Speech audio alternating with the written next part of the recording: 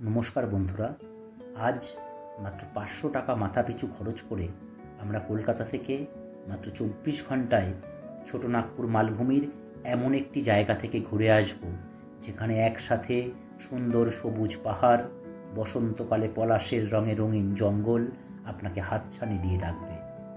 আমরা দেখব আদিবাসী গ্রাম, প্রাচীন পাথরের হস্তশিল্প, 1600 বছরের প্রাচীন শিলালিপি। এইসব দেখে সন্ধ্যের ট্রেনে করে রাতেই ঘরে ফিরে আসব। চলুন বন্ধুরা, শুরু করা যাক। এখন রাত প্রায় 11টা। আমরা আছি হাওড়া রেলওয়ে স্টেশনে। এখান থেকে আজ রাতের 11:35 Howrah Bokaro still city express ধরে আমরা আমাদের গন্তব্যে রওনা দেব।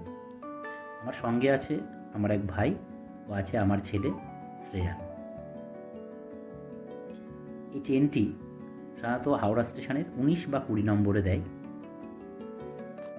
এখন প্রায় 5টা বাজে। আমরা ট্রেনের দরজার সামনে নামার অপেক্ষায় আছি। আমরা নামব বাঁকুড়ার একটি ছোট্ট জনপদ ছাতনাতে। দেখুন, প্ল্যাটফর্মের ঘড়িতে 5টা 15। আমরা এসে পৌঁছেছি ছাতনা রেলওয়ে স্টেশনে। আমাদের ট্রেন ছিল Howrah Bokaro still city express. দেখুন, ছোট্ট ছিমছাম একটি স্টেশন। এখান থেকে আপনারা ফ্রেশ হয়ে স্টেশনের বাইরে বেরিয়ে এখান থেকে টোটো বা ম্যাজিক বা ট্রেকার করে আপনারা শুশুনিয়ার উদ্দেশ্যে রওনা দেবেন। আমরা চলেছি শুশুনিয়া। এখানে ট্রেকার বা ম্যাজিকে ভাড়া 20 টাকা করে নেয়।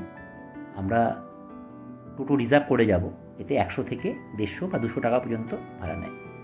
দেখুন, সকালের মিঠে রোদ গায়ে মেখে আমরা চলেছি শুশুনিয়ার পথে। কি সুন্দর মনোরম পরিবেশ। দুদিকে, একদিকে মাঠ, অন্যদিকে জঙ্গল, তার মধ্যে দিয়ে কালো পিচ রাস্তা ধরে আমরা চলেছি। বেশ ঠান্ডা ঠান্ডা পড়ছিল। দূরে পলাশের আগুন রাঙা সৌন্দর্য চোখে পড়ছে। আমাদের চোখে পড়ছে শুশুনিয়া পাহাড়। সেই শুশুনিয়া পাহাড়ের মন মাতানো রূপ আমাদের মুগ্ধ করছে। আমরা শুশুনিয়ার পাদদেশে উপস্থিত হয়েছি। এটা শুশুনিয়া ইকো ট্যুরিজম সেন্টার। এই জায়গায় আপনারা সকালে ব্রেকফাস্ট করে কিছু দোকানপাট পেয়ে যাবেন, যেখানে চা জলখাবার আপনারা পেয়ে যাবেন। এখানে থাকার জন্য আছে মুরুদভা ইকো ট্যুরিস্ট লজ, আছে বনপলাশী গেস্ট হাউস। এখানকার কন্ট্যাক্ট নাম্বার আমার ডেসক্রিপশান বক্সে দেওয়া থাকবে। নিচে বেশ কিছু দোকানপাট আছে, নামার সময় আপনার দেখাবো। পাথরের হস্তশিল্প, বিভিন্ন রকম দোকানপাট, বাচ্চাদের খেলনার দোকান, বিভিন্ন খাবারের দোকান। দেখুন, এখানটায় এই পাশ থেকেই শুশুনিয়া পাহাড়ে ওঠার রাস্তা। এটা একটা ঝর্ণার জল, পাহাড় থেকে ঝর্ণার জল বয়ে আসছে। নিচে বেশ কিছু মন্দির আছে। আমরা এর পাশ থেকে চলে যাব শুশুনিয়ার পথে। এই পাথর সাজানো রাস্তা হয়েই আমরা চলে যাব পাহাড়ের শীর্ষে। এই যে শ্রেয়ান, আমার ছেলে। এই যে নিচে বেশ কিছু মন্দির ছিল, এখান থেকেই আমাদের রাস্তা শুরু হচ্ছে। দেখুন, আমরা এই রাস্তা ধরে উঠছি পাহাড়ের উপরে। বেশ খাড়াই। দেখেন, একদল ছেলেরা আসছে। এরা হিনমোটরে একটা স্কুল থেকে এসেছিল। কিছুটা উপর থেকে নিচটা কত সুন্দর লাগছে দেখতে। তখন বেশ সকালে এই যে শ্রেয়ান, বেশ ভালোই পারফরমেন্স দেখছি। শ্রেয়ান কতটা উঠতে পারবে পাহাড়ে আমার সন্দেহ ছিল। সব সন্দেহের অবকাশ ঘটিয়ে অবলীলায় পাহাড়ে চলেছে। এই যে দেখুন, কিছু জায়গায় বেশ খাড়াই, বেশ মজা লাগছে। এখন সকাল, গরম তেমন নেই। সূর্য ওঠার আগেই আপনাকে এটা সেরে ফেলতে হবে। দেখুন, উপর থেকে নিচের দৃশ্য সত্যি নয়নাভিরাম দৃশ্য। পাখির চোখে আমরা সমস্ত দিক 360 ডিগ্রি অ্যাঙ্গেলে দেখা যাচ্ছে। অদ্ভুত সুন্দর লাগছে। এই যে এখানে একটা ছোট্ট আমাদের ওয়াচ টাওয়ার মতো করা আছে। এটা অ্যাকচুয়ালি ছোটো পাহাড়, ছোটো পাহাড়ের শীর্ষে। এখান থেকে পার হয়ে বড় পাহাড়ে যেতে হয়। বেশিরভাগ, প্রায় 80% মানুষজন এখান থেকেই ফিরে যান নিচে। দেখুন পলাশ গাছ, এখানে এক পলাশ গাছের গায়ে অদ্ভুত জিনিস দেখলাম, সারা গায়ে কয়েন, ভিতরে সারা গায়ে কয়েন প্রবেশ করানো। সত্যি তারা গা যেন ক্ষত বিক্ষত করে রেখেছে। মানুষ কিসের আশায় যে এরকম করেছে কে জানে। যত পথে গেছি দেখতে পেয়েছি বেশ কিছু গাছে এরকম ছিল। যাই হোক, আমরা এবার এই পাহাড় থেকে একটু নেমেই, প্রথমে একটু উৎরায় নামতে হচ্ছে, তারপর আবার উপরে উঠতে হবে। আমরা বড় পাহাড়ের মাথায় যাব। দুদিকে বেশ জঙ্গল, তার মধ্যে থেকে আমরা চলেছি নির্জন রাস্তা। যাদের হেঁটে ঘুরতে সামর্থ্য আছে তারা এখানে কিন্তু আসতেই পারেন, খুব ভালো লাগবে। নির্জন জঙ্গল পাহাড়ের মধ্য থেকে রাস্তা। দেখুন এখন বসন্তকালে পাতা ঝরার মরশুম, শুকনো পাতা ঝরে আছে, তার মধ্যে থেকেই পাথুরে রাস্তা চলেছে। কিছু জায়গায় একটু খাড়াই জায়গায় সাবধানে পা দিতে হচ্ছে, কেন শুকনো পাতায় বোঝা যাচ্ছে না কোন জায়গায় লুজ পাথর আছে বা সঠিক পাথর। যাই হোক, বেশ আনন্দের সাথে আমরা চলেছি। নিস্তব্ধ জঙ্গল, পাখির কুজন। আমরা একটু থেমে পাহাড়ের নিজস্ব বর্ণ, গন্ধ, শব্দ অনুভব করি। নির্জন পাহাড়ে আমরা তিনজন, ঝিরঝির করে হাওয়া বইছে। ওই নিচে সমতল দেখা যাচ্ছে।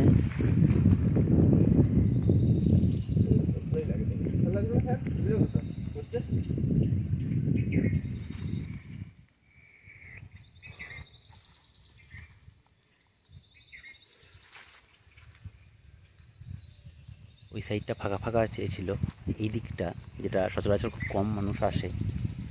ওই যে দেখা যাচ্ছে পাহাড়টা, ওই যে পাহাড়টা, ওই পাহাড়টাই পর্যন্ত বেশিরভাগ আসে, আর ওই পাহাড় থেকে ডিঙিয়ে এই পাহাড়টা চলে আসছে। আমরা কিছুটা সময় পাহাড়ের জঙ্গলে বাতাসের শব্দ, তার মাঝে পাখির কুজন শুনে কাটানোর পর আবার চলেছি বড় পাহাড়ের উদ্দেশ্যে।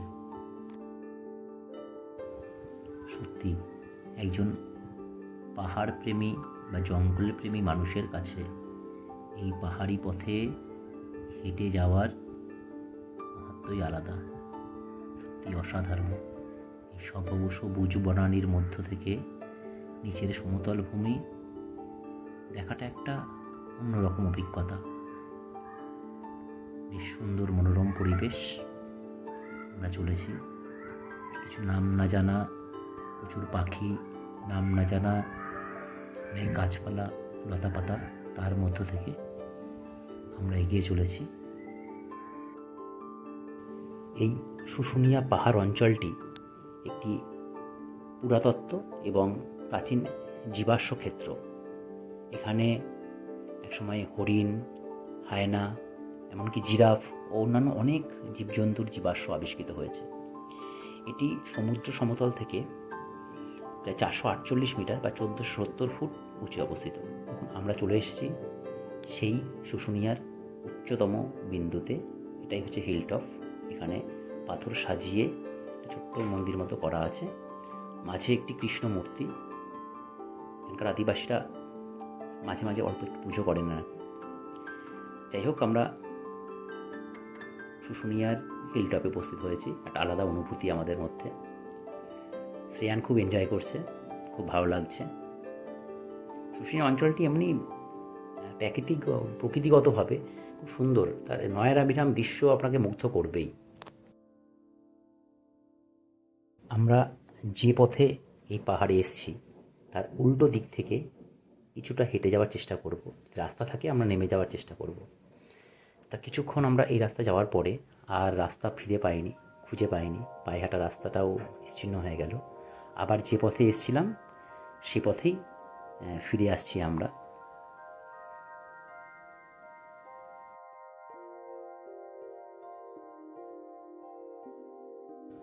পাহাড়ে চড়ার অভিজ্ঞতা আমার আগে থাকলেও আমার পুত্র শ্রেয়ানের কাছে, যার এখন 10 বছর বয়স, তার তেমন নেই। বেড়ানোর জন্য কিছু দার্জিলিং বা অন্য পাহাড়ি জায়গায় গিয়েছে, কিন্তু পাহাড়ি পথে হাঁটার বা ট্রেক করার কোনো অভিজ্ঞতা নেই। প্রথমবার ট্রেকে সে সফল। যাই হোক, বেশ কিছুটা সময় উপরে কাটানোর পর আমরা নেমে চলেছি। রাস্তায় দেখা আরেকটি সেই গাছ, টাকার গাছের সঙ্গে, সেই টাকার গাছ বলা চলে। সত্যি সারা গায়ে তার 1 টাকা 2 টাকার কয়েন কত বিক্ষত করে ভিতরে প্রবেশ করানো আছে।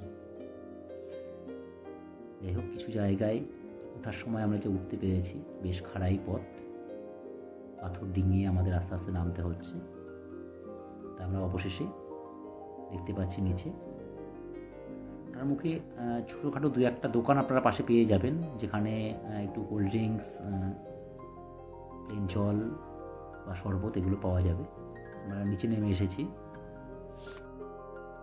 আমরা শুশুনিয়া পাহাড় থেকে নিচে নেমে এসেছি। এখানে 1 শতাব্দী প্রাচীন পুরনো আম গাছ বলতে গেলে। পাশেই দেখুন প্রাচীন পাথরের নরসিংহ মন্দির। স্থানীয় মানুষদের কাছে বেশ বিশ্বস্ত। এখানে পুজো হচ্ছে। আর একটু বাবা এই বজরংবলী মন্দির, দুর্গা মন্দির, এগুলো এখানে আছে।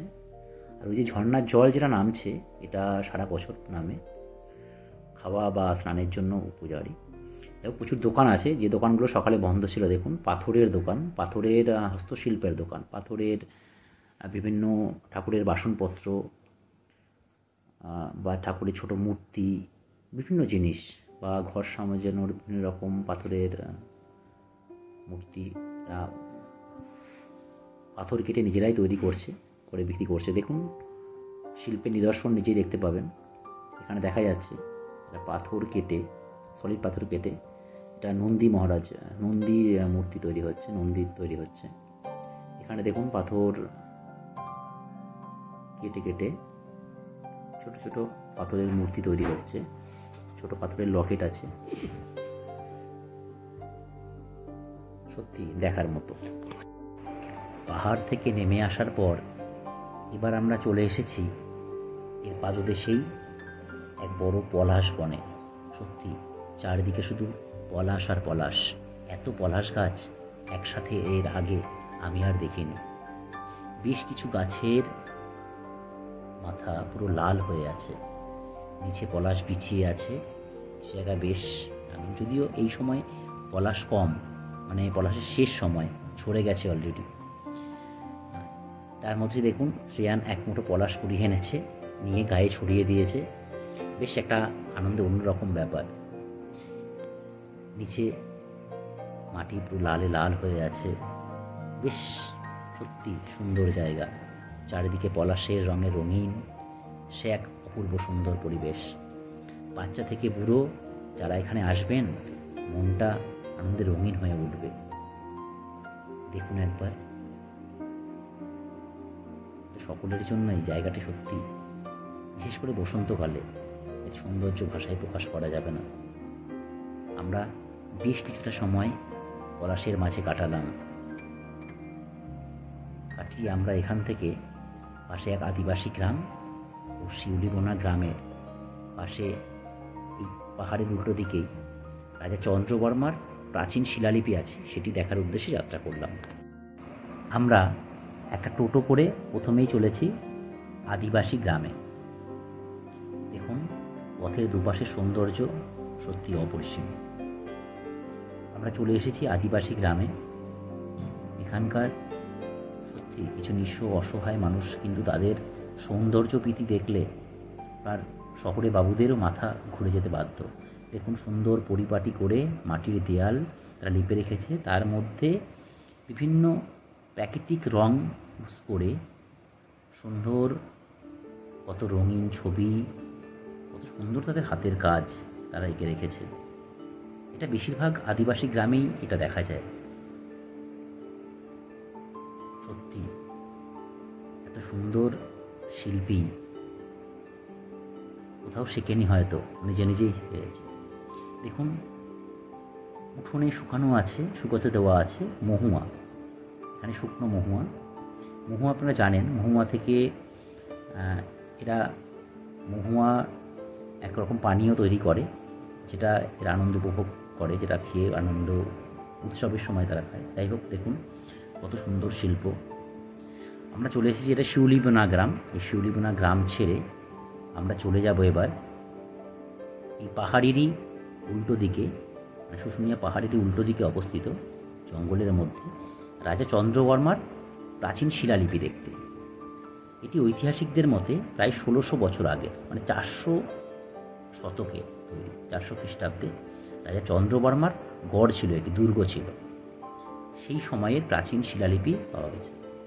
দেখুন আমরা জঙ্গলে চলে এসেছি। জঙ্গলে একটা মহুয়া গাছ, এটা মহুয়া গাছের নিচে মহুয়া পড়ে আছে। আমরা হাতে করে দেখলাম, সত্যি মাতাল করা গন্ধ, পাকা মহুয়ার গন্ধ, সত্যি মাতাল করা।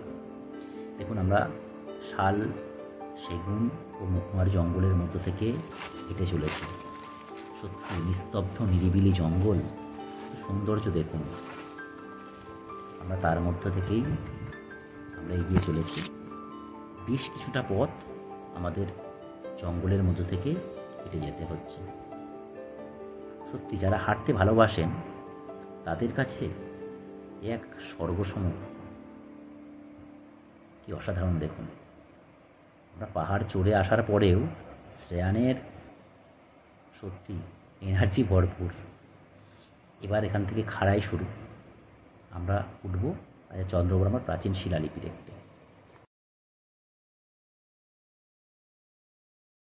বেশ কিছুটা পথ জঙ্গলের মধ্যে থেকে আসার পর এখন একটু আবার পাহাড় বেয়ে উঠছি রাজা চন্দ্রবর্মার শিলালিপি দেখতে।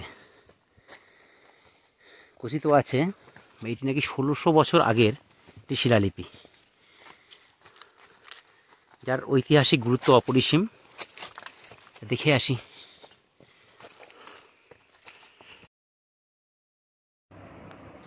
অল্প একটু পাহাড়ি পথ ওঠার পর আমরা চলে এসেছি রাজা চন্দ্রবর্মার আমলের প্রাচীন শিলালিপি যেখানে খোদাই করা আছে সেই জায়গায়। এই জায়গাটা থেকে নিচের সৌন্দর্য সত্যি অসাধারণ, ভাষায় প্রকাশ করা যাবে না। চারিদিক সবুজ, তার মধ্যে থেকে প্রায় 180 ডিগ্রি অ্যাঙ্গেলে নিচটা দেখা যাচ্ছে। দেখুন এই জায়গাটা আর্কিওলজিক্যাল সার্ভে অফ ইন্ডিয়া দ্বারা ঘেরা আছে। এটা ঐতিহাসিকদের মতে 1600 বছর আগে এখানে রাজা চন্দ্রবর্মার গড় ছিল, মানে দুর্গ ছিল। সেই সময় এই পাহাড়ের গায়ে খোদাই করা আছে। ঠিক সেই জায়গাটা একটা নেট দিয়ে ঘিরে রাখা হয়েছে।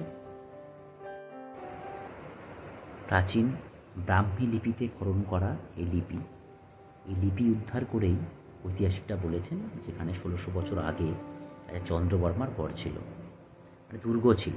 সত্যি এই নির্জন জায়গায়, যেখানে কোনো এখন মানুষের বসতি নেই, তো কষ্ট করে আমাদের আসতে হলো, সেখানে একসময় দুর্গ ছিল, ভাবা যায় না। যাই হোক, এবার আমরা নেমে যাব। বেশ আমাদের ভালোই খিদে পেয়ে গেছে। আমরা নেমে একটু ঘুরে আমরা চলে যাব শুশুনিয়া মোড়ে। ওখানে একটা হোটেলে খাওয়া দাওয়া করবো, যেটা সময় কাটিয়ে আমরা স্টেশনের দিকে রওনা দেবো।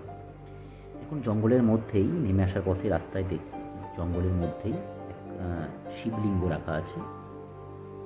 আমার গাইড বা টোটো ভাই যে আছে তার কথায় এখানে এখন আদিবাসীরা বিশেষ কিছু দিনে এই শিবলিঙ্গের মাথায় জল ঢেলে তারা পুজো দেন। আমরা শেষ সময় দেখুন লাস্ট পাহাড়ের সৌন্দর্যকে আমরা চোখ ভরে দেখে নিচ্ছি। এর মধ্যে থেকে শ্রেয়ান ছুটে আসছে। বেশ ভালোই উপভোগ করলো আজ দিনটা। আমরা ফিরে যাব। এই আমাদের গাইড ভাই বা টোটো ভাই, তার কথা এ হচ্ছে মনোজ রায়। এখানেই বাড়ি, ওর পার্সোনাল নিজের টোটো, আরও ওর দুটো এক্সট্রা টোটো আছে। এখানে এসে আপনারা যারা আসবেন, এসে আশেপাশে যখন ঘুরতে চাইবেন, ও খুব সুন্দরভাবে ঘুরিয়ে দেবে। হ্যাঁ, আপনাদের যেটা দেখতে চাইবেন সবও সুন্দরভাবে ঘুরিয়ে দেবে। ভাইয়ের ব্যবহারই খুবই ভালো। আমরা সঙ্গে এসছি, এখানে শিলালিপি, আদিবাসী গ্রাম বা আপনারা আরও যা দেখতে চাইবেন সবই দেখিয়ে দেবে। আর চিপ রেটই নেবে, আপনাদের চেয়ে একদমই বেশি নেবে না। ভাইয়ের নাম্বারটা আমি ডিসক্রিপশন বক্সে দিয়ে রাখবো। আমরা আবার ফিরে চলেছি শুশুনিয়ার দিকে। ওখানে দুপুরে খাওয়া দাওয়া করে আমরা স্টেশনে চলে যাব। যাদের হাতে সময় থাকবে বা যারা একদিন থাকবেন, তারা শুশুনিয়ার যে পাথর শিল্প খোদাই করা শুশুনিয়া গ্রামে দেখবে প্রতি বাড়িতে তৈরি হয়, সেটাও দেখতে যেতে পারেন। বাঁকুড়া চলে যেতে পারেন, বাঁকুড়া এখানে ডোকরা শিল্প বিখ্যাত আছে। যাই হোক, আমরা রাস্তায় দাঁড়িয়ে সদ্য ফোটা টাটকা পলাশ গাছ থেকেই ভালো করে দেখে আমরা চলে আসবো শুশুনিয়া মোড়ে। এখানে হোটেলে খাওয়া দাওয়া করে এখানে সব কিছু আপনারা পেয়ে যাবেন। মোড়ে অনেকগুলো হোটেল আছে, নিয়ে আমরা টোটো করে স্টেশনের দিকে রওনা দেব। যাই হোক, আজকের মতো এখানেই ইতি। আমরা ভোর 5টায় ছাতনা স্টেশন নেমেছিলাম। এখন বিকাল 3:30 4টে আবার ছাতনা স্টেশনে ফিরে এসেছি। এখানে এসে আপনারা এই যে এখানকার লোকাল বাঁকুড়ার মনোহারা বা মেচা যেটাকে বলে অবশ্যই ট্রাই করবেন। আর মাত্র 500 টাকায় সমস্ত ঘোরাটা আপনার হয়ে যাবে। হিসাবটা আমি ডিসক্রিপশান বক্সে দিয়ে দিচ্ছি। এখান থেকে রূপসী বাংলা এক্সপ্রেস ধরে আমরা হাওড়া স্টেশনে রাত 9:30টার মধ্যে পৌঁছে যাব। রাতে বাড়িতে ঘুম। টাটা, বাই বাই, ভালো থাকবেন।